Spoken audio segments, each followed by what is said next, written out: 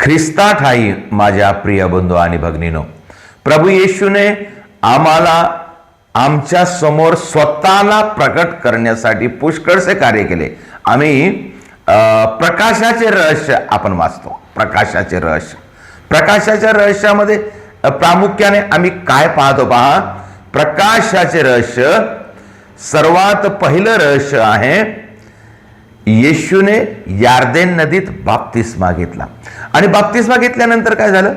बाप्तिस्मा घेतल्यानंतर पवित्र आत्मा उतरला आणि पवित्र आत्मा उतरून आकाश उघडलं आणि आकाशातून वाणी झाली की हा माझा परमप्रिय पुत्र आहे, याच्यावर मी संतुष्ट आहे. अशा प्रकारे म्हणजे देव बापाने प्रभू येशूला आमच्या समोर प्रगट केले. काय म्हणून प्रगट केले? की हा माझा पुत्र आहे, हा देवाचा पुत्र आहे, याच्यावर मी संतुष्ट आहे.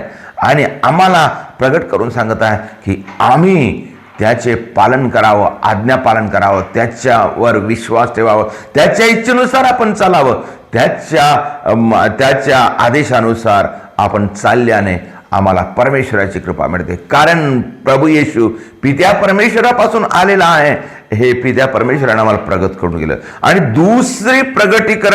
दुसरी गोष्ट आम्ही पाहतो, काना येथील लग्न हे पहिल्यांदा चमत्कार झालेला आहे. आणि त्यावेळेस असं प्रगट झालं की हाच खरोखर परमेश्वराचा पुत्र आहे, हा चमत्कार करू शकतो, हा देव आहे.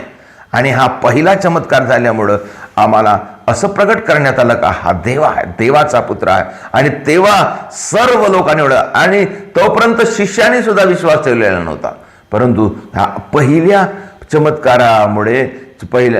चमत्कारामध्ये सर्वांना असं प्रगट झालं का देवाचा पुत्र आहे, देव आहे, हा चमत्कार करू शकतो, याच्यामध्ये सामर्थ्य आहे. तिसरं रहस्य आम्ही पाहतो. तिसऱ्या रहस्यामध्ये येशूने स्वर्गराज्याची घोषणा केली. काही ठिकाणी लोक असे विस्मित झाले की त्यांना नवल वाटलं का याला एवढं ज्ञान आलं कुठून. शास्त्री लोक, पंडित लोक जेव्हा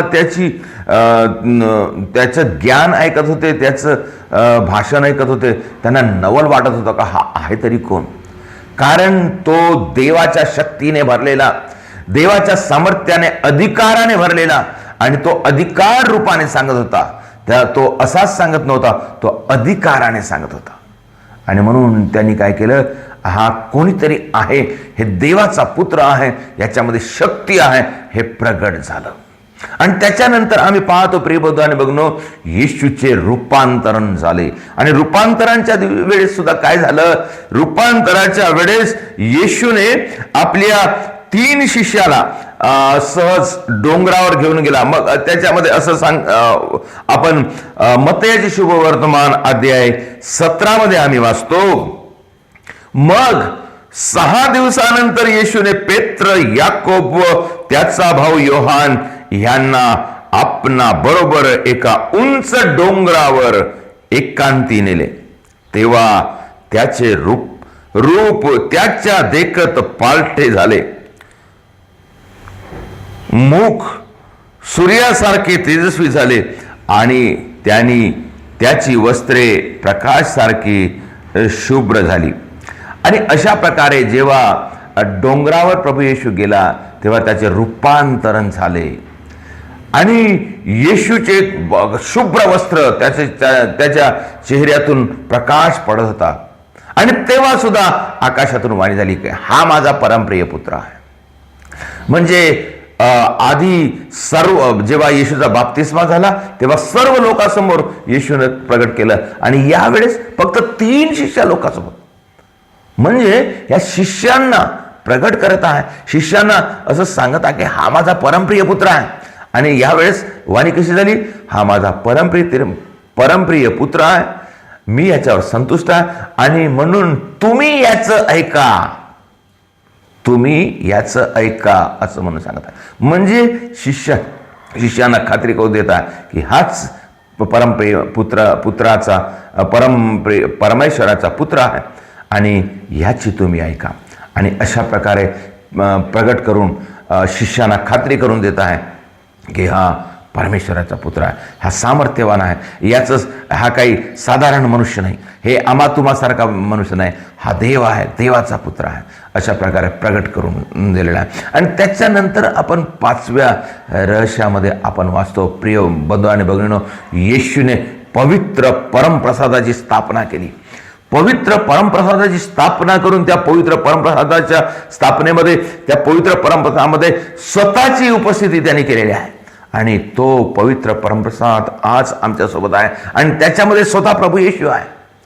पवित्र परमप्रसादाची स्थापना. प्रिय बंधू आणि भगिनींनो, आपण जेव्हा पूजा बलिदानामध्ये भाग घेतो तेव्हा पूजा बलिदानामध्ये पुरोहित जेव्हा प्रार्थना करते आणि विशेष करून एलिव्हेशनमध्ये जेव्हा रोटी प्रभू येशू रोटी पुरोहित उचलते, त्या रोटीमध्ये प्रभू येशू आहे. आणि जेव्हा ते रोटी पवित्र पूजा बलिदानामध्ये रोटी अशी वर उचलली जाते तेव्हा स्वर्गामध्ये मोठा आनंद होते आणि स्वर्ग पृथ्वीला येऊन टेकते. आणि त्यावेळेस खरोखर सर्व संत लोक, सर्व दूत लोक उपस्थित राहतात आणि त्यावेळेस खरोखर आम्हाला एक विनम्रतेने प्रार्थना करायची वेळ आहे आणि येशूला स्वीकार करण्याची वेळ आहे, आपला विश्वास दृढ करण्याची वेळ आहे. आणि त्यावेळेस प्रभूला स्वीकार करून प्रार्थना करायची वेळ आहे. आणि त्यावेळेस जो कोणी विश्वासाने अंतःकरणाने प्रार्थना करतो त्याची प्रार्थना ऐकली जाते.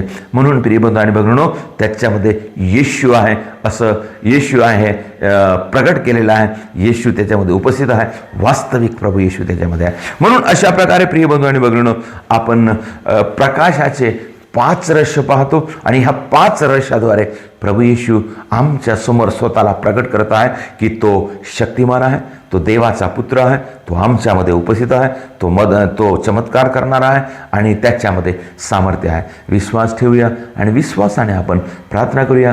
ह्या प्रकाशाच्या रहस्यामध्ये आपण जेव्हा रोसरी म्हणतो तेव्हा भक्तिभावाने हा उद्देश आपल्या मनामध्ये ठेवून आपण रोसरीची प्रार्थना आणि आमच्या विश्वासाला आपण समोर नेऊया.